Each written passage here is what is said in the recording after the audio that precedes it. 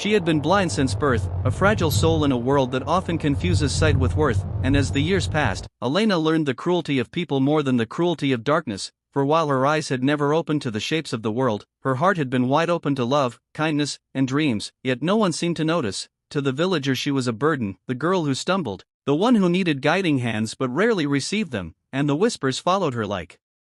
shadows she could not see. She will never marry, she will never be wanted, she is nothing but a curse. Words that cut deeper than any blade, words she carried in silence, and though she tried to smile, though she tried to show them her laughter and her gift of listening, her loneliness only grew heavier, and each day she sat by the edge of the forest, feeling the wind move through the trees, imagining what light must look like, dreaming of colors she had never known, when fate placed on her path a man who was also alone, though in a different way. His name was Dakota, an Apache warrior who had turned his back on war and blood, who carried scars on his face that made strangers recoil, calling him monster behind his back, and so he wandered with only his horse, speaking little, keeping his distance, hiding his pain beneath silence, until one afternoon he found her sitting on the grass near the river, her fingers tracing the water as if it spoke to her, and curiosity pulled him closer, for she did not flinch at the sound of his steps, she did not gasp at the sight of his scarred face. Because she could not see it, she only lifted her head and asked softly, "Who's there?" And something in her voice, fragile yet unafraid, broke through the walls he had built for years, so he answered simply, "A traveler," and thus began a meeting that neither knew would change their lives. Over days he would find excuses to return, sometimes bringing her wildflowers she could only smell, sometimes guiding her hand to the shapes of stones, telling her what they looked like, and she would smile. And in that smile he felt something he had long forgotten: acceptance without judgment, presence without fear.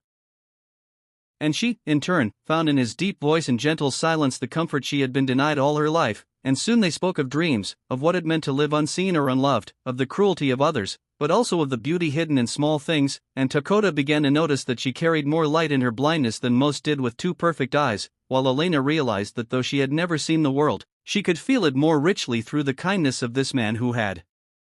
scars she could not see. Yet one evening, as villagers passed by and saw them together, laughter and ridicule cut through the air. "Look at her," the blind girl found her match, the beast and the worthless one.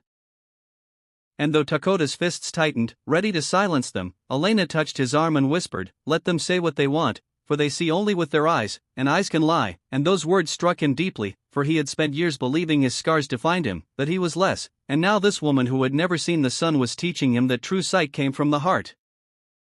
Slowly, affection grew between them, though neither dared to speak of it, until one dawn, when Elena wept quietly by the river, whispering how she wished just once, just for a moment, she could see the face of someone who truly cared for her, that she could see the colors of the world she had only imagined, and in that moment Dakota, moved by a force greater than himself, knelt before her, took her hands, and kissed her gently on the forehead, whispering words in his people's tongue, words of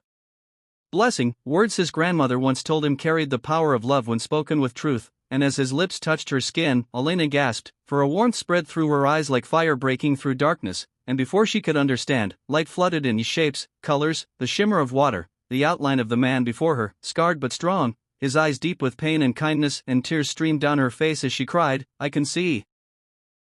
I can see you." And Dakota himself trembled, not understanding, only knowing that something beyond reason had happened, a miracle born of love and compassion, for Elena's blindness faded that day, and the first thing her eyes ever learned to recognize was not cruelty, not rejection, but the face of someone who saw her worth before anyone else. The villagers, stunned when they learned, came not with kindness but with jealousy and confusion, whispering it was witchcraft, a trick, yet none could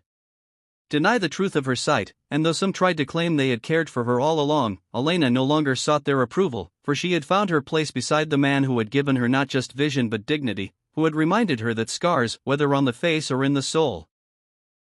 were not curses but maps of survival, and together they built a life where her laughter filled the silence he once carried, where his strength guided her through a world she was learning to see, and when people asked her what colors looked like, she would smile and say, "They look like kindness, they look like his heart," for she knew that her miracle was not the light that returned to her eyes but the love that first reached her when she was still blind. In time, their story traveled, told in whispers and songs, and others learned from it that to see truly is not with the eyes but with the soul, that sometimes the most broken among us carry the power to heal, that compassion can change not only a life but the course of destiny.